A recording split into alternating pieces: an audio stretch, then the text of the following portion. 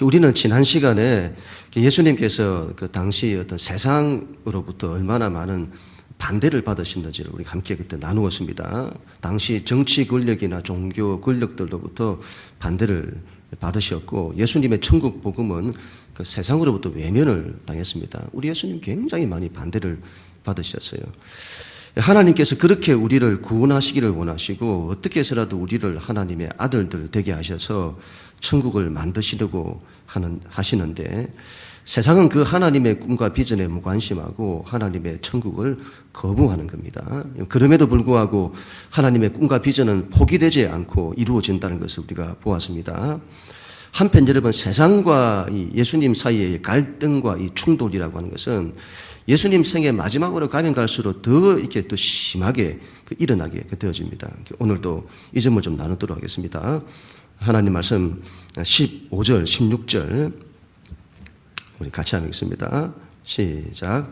이에 바리새인들이 가서 어떻게 하면 예수를 말의 올무에 걸리게 할까 상의하고 자기 제자들을 헤롯 당원들과 함께 예수께 보내어 말하되, 선생님이여, 우리가 아노니 당신은 참되시고 진리로 하나님의 도를 가르치시며 아무도 끓이는 일이 없으시니 이는 사람을 외모로 보지 아니하심이니이다. 아멘. 당시 여러분, 종교 이 권력인 바리새인들이 예수님께 올무를 놓았습니다. 여기서 여러분, 올무라고 하는 것은 사냥할 때 쓰는 말이죠. 올무. 그 사냥꾼이 짐승을 잡기 위해서 함정이나 기구를 설치하는데 그때 사용하는 기구를 올무라고 합니다. 당시 이 종교 권력자들이 마치 사냥꾼이 짐승을 사냥하듯이 예수님을 잡기 위해 덫을 놓은 겁니다. 말의 올무라고 하죠. 말의 올무. 예수님 당시 이 말장난이 유행했다고 합니다. 그 시대가 여러분 명예를 중요하게 여겼기 때문에 사람들이 보는 앞에서 질문을 하고 거기에 대해 대답을 어떻게 하느냐에 따라서 그 사람에게 명예가 되기도 하고 불명예를 뒤집어 쓰기도 하는 겁니다. 말의 올무란 그 사람에게 수치를 주기 위해서 어려운 질문을 던지는 겁니다. 그리고는 그 답을 잘 못하게 해서는 그 사람을 별 볼일 없는 사람으로 만들어 넘어뜨리는 거죠. 그러한 말의 올무를 예수님께 던진 겁니다. 그들은, 이 반대자들은 진리에 대한 질문을 하죠. 그러나 진리에 대해서는 관심이 없습니다. 예수님이 어떤 분이신지, 천국 복음이 무엇인지에 대해서는 전혀 관심이 없습니다. 그들의 모든 관심은 오로지 예수를 반대하는 것입니다. 예수를 넘어뜨리는 것이죠. 이건 그때나 지금이나 마찬가지입니다. 기독교를 반대하는 여러 이유들이 있지만 그 근본에 가면 예수가 싫은 겁니다. 특별한 이유가 없어요. 그 예수님의 복음을 들어보면 이런 사랑이 없고 이런 은혜가 없습니다. 이걸 왜 거부하는지를 모르겠습니다. 그냥 싫은 거예요. 그냥 싫어요. 본인들과 다른 걸 말하기 때문이죠. 그들의 모든 관심은 세상인데 예수님이 그걸 거부하고 천국을 말하기 때문이죠. 그 반대가 여러분 얼마나 집요한지 모릅니다. 반대자들이 집요해요. 이건 포기할 줄을 모릅니다. 끝까지 반대합니다. 우리 믿는 자들은 더 그래야 할 것입니다. 우리도 여러분 끝까지 포기할 줄 몰라야 합니다. 어떤 대적을 만나도 예수님처럼 이겨내야 합니다. 조금만 삶의 바람과 파도가 일면 흔들리고 넘어지고, 신앙이 그러면 안 되죠. 신앙은 광야를 통과해야 합니다. 훈련되어야 합니다. 훈련되어야. 신학이란 오뚜기처럼 요즘 가뚜기라고 해서는 얼마나 이 오뚜기가 뜨는지요. 다시 일어서고 다시 일어서고. 포기하지 말아야죠. 이 바리새인들이 헤롯 당원들과 함께 예수님을 찾아갑니다. 이 바리새파 이 집단이 헤롯 당과 함께 예수님을 찾아가죠. 이 두 집단은 서로 상극이죠. 이 물과 기름입니다. 이건 섞일 수가 없어요. 바리새인들은 당시 유대 사회의 종교 권력이죠. 로마에 반대하는 종교 세력입니다. 반대로 헤롯 당은 정치 권력입니다. 그들의 관심은 세속주의죠. 로마에 잘 보이려는 정치 세력입니다. 이 두 집단은 절대로 같이 갈 수 없습니다. 마치 자본주의와 사회주의가 같이 갈 수 없는 것과 같습니다. 그 운명이 다른 겁니다. 운명이 달라요. 그런데 연합을 하죠. 연합을 합니다. 뭘 위해서요? 예수를 넘어뜨리는 걸 위해서. 하나가 되어져요. 우리나라로 하면 일제 식민지 시대에 우리 민족이 그렇게 싫어하는 일제 앞잡이들과 뜻을 같이 했다고 한번 생각을 해보세요. 이건 있을 수 없는 일인 겁니다. 그런데 이게 왜 일어나죠? 둘이 연합을 해요. 하나가 됩니다. 이유는 단 하나죠. 예수를 반대하기 위해서입니다. 앞으로 여러분 세상은 연합할 것입니다. 정치 권력, 종교 권력, 경제 권력, 그리고 일반 대중까지 연합할 것입니다. 그리고 믿는 자를 반대할 것입니다. 그날이 반드시 올 것입니다. 그게 성경의 정언입니다. 결코 함께할 수 없는 집단과 민족과 나라들이 하나가 되어 기독교를 반대할 것입니다. 우리가 기억해야 할 것은 그걸 두려워하지 않아야 한다는 것입니다. 신앙은 여러분 그 모든 것을 이기게 될 것입니다. 우리의 믿는 바가 반드시 승리하게 될 것입니다. 중요한 것은 살리는 마인드입니다. 믿는 자들은 이제 살리는 마인드를 가져야 합니다. 이 반대하고 넘어뜨리고 죽이는 이와 같은 마인드를 가지면 안 됩니다. 죽이는 마인드. 믿는 자는 이런 걸 가지면 안 돼요. 늘 사람을 사랑하고 존중하고 위하고 세우고 늘 일으키려고 하고 살리려고 하고 그런 마인드를 가져야죠. 그런 마인드를. 얼마 전에 그 여당의 그 당 대표가 한마디를 했습니다. 실명은 거론하기 그렇고 추 누구누구 대표인데 그것 때문에 야당에서 난리가 났습니다. 그래서 얼마나 화가 났으면 그분이 성이 추시라고 추자가 들어간 건 다 싫다는 겁니다. 그래서 심지어는 배추도 싫고 상추도 싫다는 거죠. 저는 요즘 이 소자가 싫더군요. 소자가 들어간 건 다 싫은 겁니다. 지금까지 그렇지 않더니 나이가 50이 넘어가니까 갈수록 소자가 많이 들어가는 겁니다. 새벽 기도를 마치고 집에 가려면 문 좀 잠그소. 무겁다고 이거 좀 더소. 막 소자를 계속 명령질을 하시는 겁니다. 명령질을. 이거 하소. 저거 하소. 막 그래요. 소소소 이렇게. 그때부터 소자가 들어가는 거 다 싫은 거예요. 마트에 가면요. 소고기 코너는 그냥 지나가 버려요. 그리고는 서로 우리 소자는 좀 빼자. 그리고는 요자를 좋아하기로 했습니다. 요자. 문 좀 잠궈 줄래요? 이것 좀 들어 주실래요? 요요요. 얼마나 좋습니까? 우리 영락교회 요요요. 얼마나 좋습니까, 여러분? 마트에 가서도 주로 요구르트, 요플레 그런 걸 좋아하고. 사람을 늘 이렇게 세워주려고 해야 합니다. 늘 높여주려고 이렇게 해야 됩니다. 말 한마디라도 그렇게 해야 합니다. 속을 뒤집어 놓는 그런 말 말고 살리는 마인드가 중요하죠. 살리겠다는. 늘 존중해주고 사랑해주고 살리려고 해야 될 줄로 믿습니다. 바리새인들이 예수님께 질문을 던지죠. 17절, 18절 같이 읽습니다. 시작. 그러면 당신의 생각에는 어떠한지 우리에게 이르소서.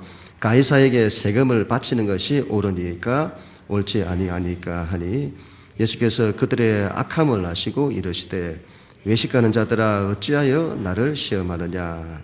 아멘. 그들이 예수님께 던진 질문은 당시 유대 사회에서 가장 민감한 문제 가운데 하나였습니다. 오늘 식으로 하면 국가 안보에 관한 문제, 일본과 관계된 위안부에 관한 문제, 굉장히 민감한 문제죠. 이 말 한마디 잘못하면요, 그 사람의 운명이 좌우되는 그런 말 한마디 잘못하면 종북으로 몰릴 수도 있고 친일파로 몰릴 수도 있고 매국노로 몰릴 수도 있고 굉장히 민감한 그와 같은 문제인 겁니다. 당시 세금 문제가 그랬습니다.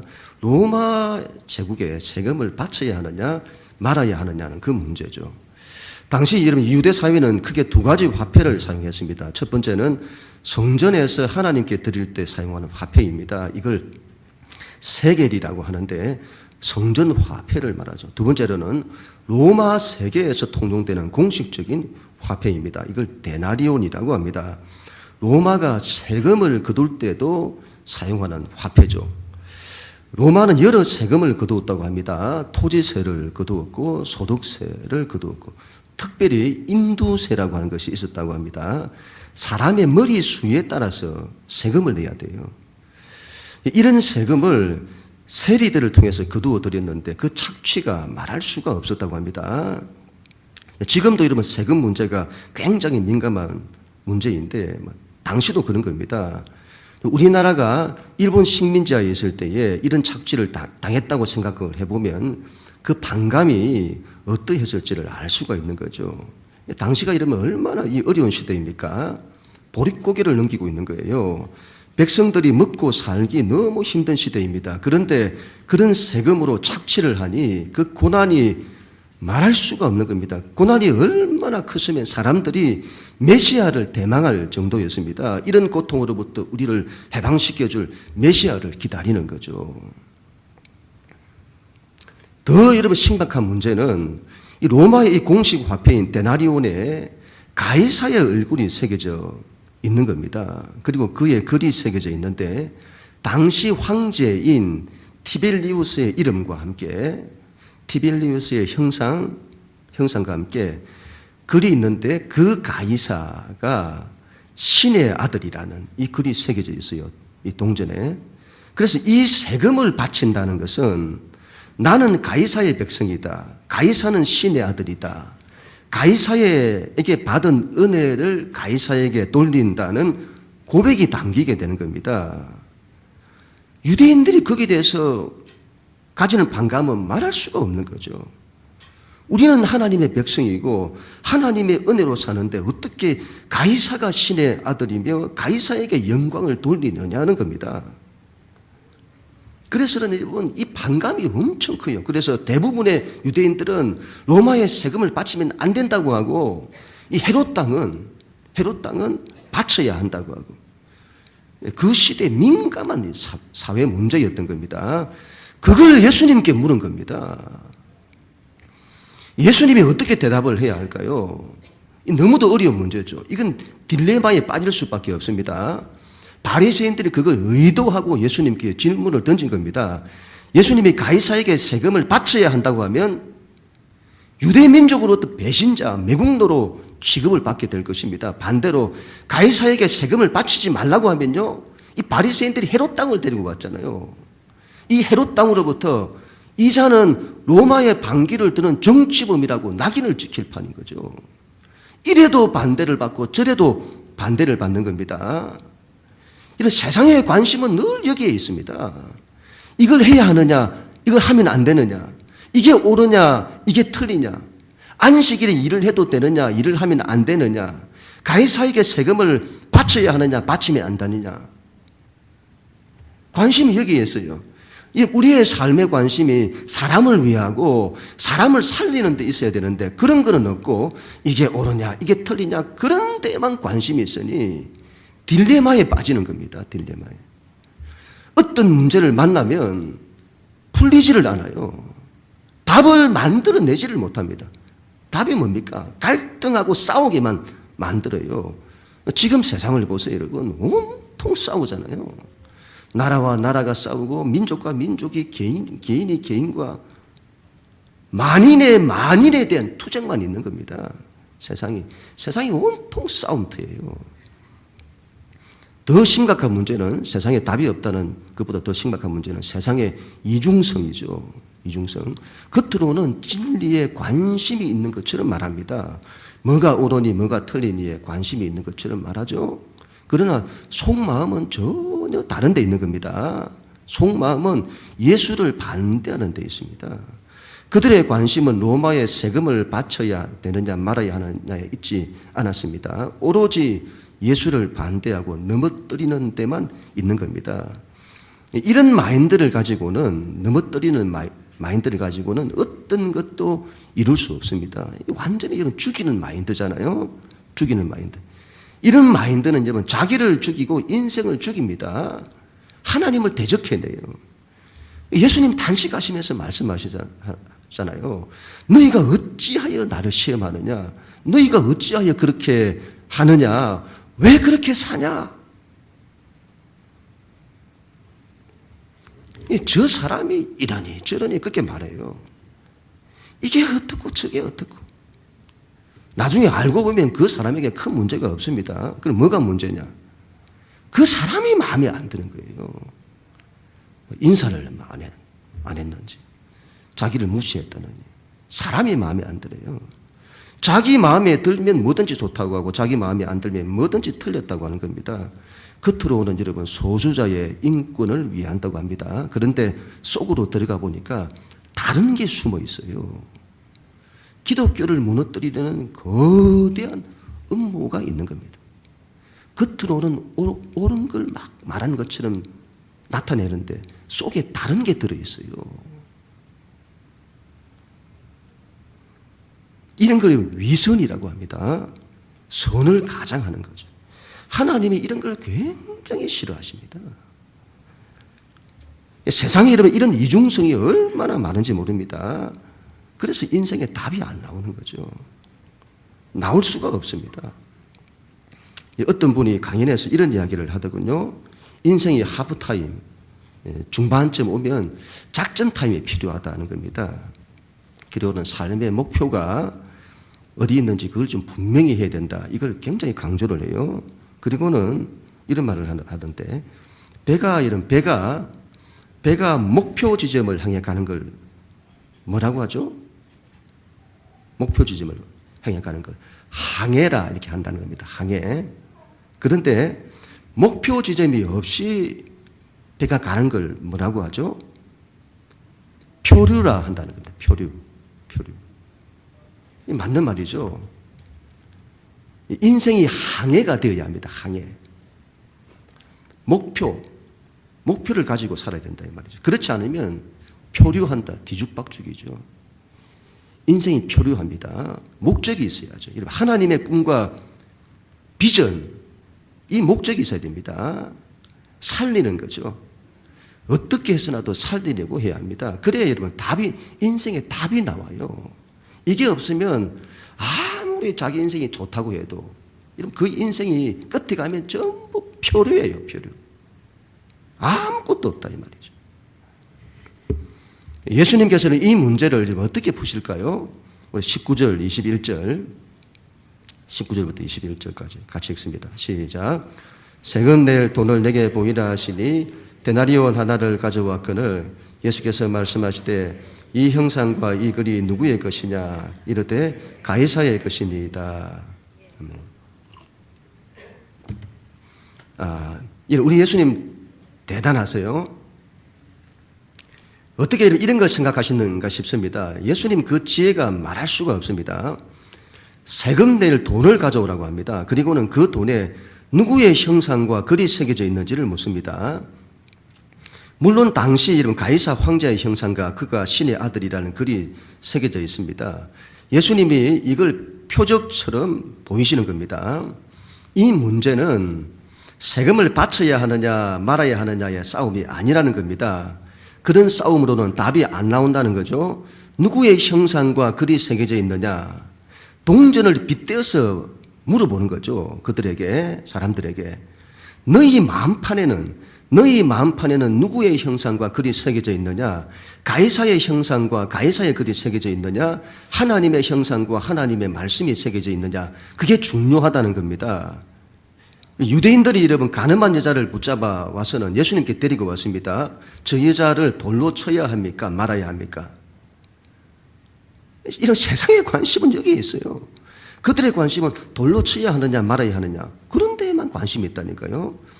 어떻게 해서라도 그 여자의 죄를 정죄해서는 죽이는 데 관심이 있는 겁니다. 그걸로는 답이 안 나오죠. 예수님께서 정말 엄청난 말씀을 하십니다. 너희 중에 죄 없는 자가 먼저 돌로 치라. 예수님 사람의 중심을 말씀하신 겁니다. 너희 안에 뭐가 있냐? 뭐가 새겨져 있냐? 하나님의 말씀이 새겨져 있냐? 그렇다면 사람은 죄인이다. 아, 나는 죄인이군요. 그게 새겨져 있느냐? 아니면 너의 말이 새겨져 있냐? 인간은 옳다. 아, 나는 죄인이 아니다. 그게 새겨져 있냐? 여기에 따라서 한 사람은 그 여자에게 돌을 던질 것이고 한 사람은 그 여자에 대한 용서를 구할 거고 한 사람은 죽이려 하고 한 사람은 살리려 하고 중심이라는 거죠. 중심의 문제. 예수님이 물으시는 겁니다. 너희 안에 무엇이 새겨져 있느냐? 가이사의 형상과 글이냐? 하나님의 형상과 말씀이냐? 그것에 따라서 모든 것이 결정된다는 겁니다. 그리고는 그 유명한 말씀을 하시죠. 21절, 22절 같이 읽습니다. 시작. 이에 이르시되 그런즉 가이사의 것은 가이사에게 하나님의 것은 하나님께 바치라 하시니 그들이 이 말씀을 듣고 놀랍게 여겨 예수를 떠나가니라. 아멘. 가이사의 것은 가이사에게 바치고 하나님의 것은 하나님께 바치라. 너희 안에 누구의 형상과 글이 새겨져 있느냐? 가이사의 형상과 가이사의 글이냐? 너는 가이사를 왕으로 모시고 그의 말에 순종하느냐? 그러면 너는 가이사의 백성이다. 그러면 너는 가이사에게 바치면 된다. 너희 안에 너 자신이 새겨져 있냐? 너가 너의 인생의 왕이고 너의 말이 곧 법이냐? 너는 너를 섬기고 너의 말에 순종하는 거다. 그러면 너는 너를 위해서 너의 존재와 인생을 바치면 된다. 너희 안에 하나님의 형상과 하나님의 말씀이 새겨져 있느냐? 너는 하나님을 왕으로 모시고 하나님의 말씀에 순종하느냐? 그러면 너는 하나님의 백성이다. 너는 하나님께 바치면 된다. 가이사의 백성은 가이사에게 영광을 돌리면 되고 세상의 백성은 세상에 영광을 돌리면 된다. 자기가 왕이고 자기 말이 법인 사람은 자기에게 영광을 돌리면 된다. 하나님의 백성은 하나님께 영광을 돌리면 된다. 가이사의 것은 가이사에게 바치고 하나님의 것은 하나님께 바치라. 당시 여러분 유대인들은 가이사에게 세금을 안 내면 옳은 거고 애국자고 가이사에게 세금을 내면 이 매국노고 틀렸다고 여긴 겁니다. 또 가이사에게 세금을 내면 신앙이 좋은 거고 세금을 안 내면 신앙이 좋은 거고 가이사에게 세금을 내면 신앙이 안 좋은 거라고 얘기했습니다. 당연해 보이죠. 화폐에 가이사의 형상과 가이사가 신의 아들이란 글이 새겨져 있는데 그걸 어떻게 인정하면서 세금을 바치느냐 하는 겁니다. 그런데 예수님은 문제의 핵심이 가이사에게 세금을 바치느냐 안 바치느냐에 있지 않다는 겁니다. 너희 안에 누구의 형상과 글이 새겨져 있느냐 하는 겁니다. 예를 들면 여러분 그 사람 안에 이 사람 안에 하나님의 형상과 하나님의 말씀이 없어요. 그 사람이 로마에 저항하여 세금을 안 내는 겁니다. 대단한 민족주의자, 애국주의자죠. 그러면 그 사람은 하나님의 백성이냐는 겁니다. 아니죠. 반대로 그 사람 안에 하나님의 형상과 하나님의 말씀이 있습니다. 그 사람이 로마에 세금을 꼬박꼬박 내는 겁니다. 매국노처럼 취급을 받겠죠. 그러면 그 사람은 누구냐는 거죠. 하나님의 백성이 아니냐는 겁니다. 예수님 그런 말씀이죠. 가이사의 것은 가이사에게 하나님의 것은 하나님께 돌리라. 가이사의 형상과 글이 새겨진 사람은 뭘 해도 가이사에게 영광을 돌리려고 합니다. 하나님의 형상과 글이 새겨진 사람은 뭘 해도 하나님께 영광을 돌리려고 합니다. 나라에 여러분 세금을 바치는 문제도 그렇습니다. 권세는 전부 하나님으로부터 오는 것입니다. 가이사가 가진 권세도 하나님이 주신 권세입니다. 그래서 로마서 13장에 각 사람은 위로부터 오는 권세에 복종하라고 했습니다. 이 세상의 죄로 인해서 다 파멸할 수밖에 없는 이 인생을 위해서 하나님께서 국가의 권세와 질서를 허락하신 겁니다. 세상이 안 무너지게. 그래서 여러분 정당한 국가의 권세와 질서에 순종하는 것은 하나님을 위하는 것입니다. 그래서 지금 세금을 바치는 겁니다. 반대로 정당하지 못한 권세는 반대하는 거죠. 그래서 세금을 바치지 않을 수도 있는 겁니다. 그래서 로마의 세금을 바쳐야 하느냐 말아야 하느냐의 문제가 아니라 하나님의 백성은 하나님께 바치는 것이고 가이사의 백성은 가이사에게 바치는 겁니다. 그래서 여러분 가이사의 형상과 글이 새겨진 동전을 바치고 안 바치고가 중요한 것이 아니라 그 사람 안에 누구의 형상과 글이 새겨져 있느냐에 따라서 로마의 세금을 바치는 것이 어떤 사람은 하나님께 바치는 것이고 어떤 사람은 가이사에게 바치는 것이 되는 겁니다. 가이사의 백성은 가이사에게 바치기 위해서 세금을 내면 되는 것이고 하나님의 백성은 하나님께 바치기 위해서 세금을 내면 되는 겁니다. 그리고 여러분, 이 가이사의 것은 가이사에게, 하나님의 것은 하나님께 돌리라는 이 예수님의 말씀은 당시 유대 사회를 꾸짖는 말씀입니다. 모든 인간은 하나님의 형상으로 창조가 되었습니다. 인간뿐만이 아니죠. 세상에 있는 모든 것은 하나님의 신성을 담고 있습니다. 그래서 세상 모든 것은 다 하나님의 것입니다. 그래서 오로지 하나님께 영광을 돌려야 합니다. 그런데 그렇지 않은 거죠. 이 세상이 헛된 것에 영광을 돌리는 겁니다. 이 세상에 가이사의 것이 어디에 있습니까? 전부 하나님의 것입니다. 이 세상에서 자기 것이 어디 있습니까? 자기 것이 어디 있습니까? 여러분, 이 소유권이라고 하는 것은 그것을 만든 자에게만 해당되는 겁니다. 이 세상에 자기 스스로 자기 생명과 자기 인생을 만든 자가 누가 있습니까? 우리의 존재와 인생은 내가 만든 것이 아니라 나에게 주어진 겁니다. 그건 내 소유가 아닙니다. 그 주권이 나에게 있지 않습니다. 그것을 어떻게 알 수 있냐? 인생이 내 마음대로 안 돼요. 삶과 죽음도 내 마음대로 안 됩니다. 자기 것이라면 자기 마음대로 할 수 있어야 될 것 아닙니까? 인생에서 여러분 내 마음대로 되는 것이 어디에 있습니까? 그런데 어떻게 내 인생을 내 것이라고 하느냐는 거죠. 부모가 아이들도 자기 소유로 생각합니다. 자기 것, 부모의 것이라고 생각하죠. 이건 하나님의 것입니다. 그래서 잘 사랑하고 잘 존중하고 잘 대접해야 합니다. 함부로 하면 안 돼요. 사람들과의 관계도 마찬가지입니다. 사람들과의 관계도. 저 사람은 여러분 하나님의 소유입니다. 그래서 귀한 겁니다. 사람이 귀해요. 잘 존중하고 섬겨야 합니다. 그런데 얼마나 함부로 대하는지 모릅니다. 지금 시대를 보세요. 인간이 그 폭력성으로 난무하고 있습니다. 사람을 때려잡아요. 시대가. 사람을 얼마나 함부로 대하는지. 자식들도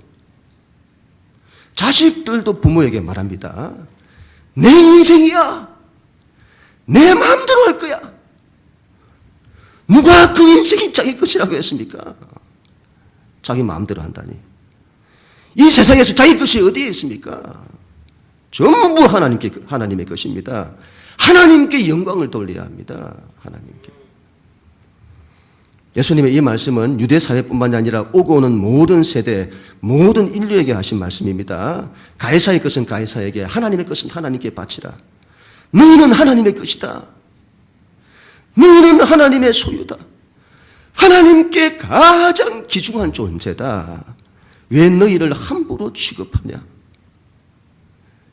대체 너희가 어디에 너희 인생을 바치냐? 너희 인생을 어디다 바치냐? 자기 존재와 자기 인생을, 그 귀중한 인생을 왜 세상에 흠악한 것들에 갖다 바치냐? 자식들과 자식들의 인생을 왜 세상에 헛된 것들에 제물로 갖다 바치게 하느냐? 하나님께 영광을 돌리라. 우리는 하나님의 것입니다. 하나님의 것입니다.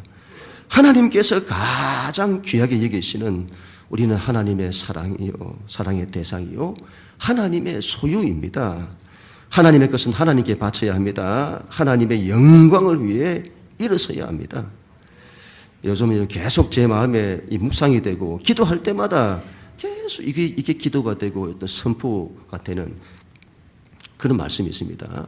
그래서 들은 마음이 하나님께서 뭔가를 이렇게 말씀하시나 할 정도로 계속 이 부분을 기도하게 돼요. 사도행전 3장의 말씀인데 성전 미문에 구걸하는 안전병이가 있었습니다. 안전병이 인생이 주저앉았다 이 말이죠. 그때 베드로와 요한이 이렇게 말합니다. 사도행전 3장 6절에 은과 금은 내게 없거니와 내게 있는 이것을 너에게 주노니 나사렛 예수 그리스도의 이름으로 너는 일어나 걸어라. 주저앉아 있는 인생을 이렇게 세워요. 인생이 주저앉아 있으면 안 됩니다. 세상의 헛된 것에 그것에 빼앗겨 넘어지고 실족하면 안 됩니다. 일어서야 합니다. 일어서서 걸어야 합니다. 하나님의 것을 위해 일어서야 합니다. 하나님의 꿈과 비전을 위해 일어서야 합니다. 죽이는 사람이 아니라 살리는 사람 되어야 합니다. 자신을 그렇게 여러분 일으키고 살리고 교회도 그렇게 일으키고 세상을 그렇게 일으키는 사람이 되어야 합니다. 더운 날씨에 지쳐 있거나 낙심하거나 그렇게 하지 마시고 믿는 자는 어떤 환경, 어떤 조건 속에서도 믿음으로 일어서야 합니다. 우리 예수님처럼 모든 대적의 권세를 다 파하고 믿음으로 일어서야 합니다. 교회 모든 예배, 모든 사역, 모든 기간, 모든 세대가 다 일어날 수 있도록 해야 합니다. 일어나 걸어라. 그리고 하나님께 영광을 돌리라. 그런 우리 모두가 다 될 수 있기를 주님의 이름으로 간절히 축원합니다.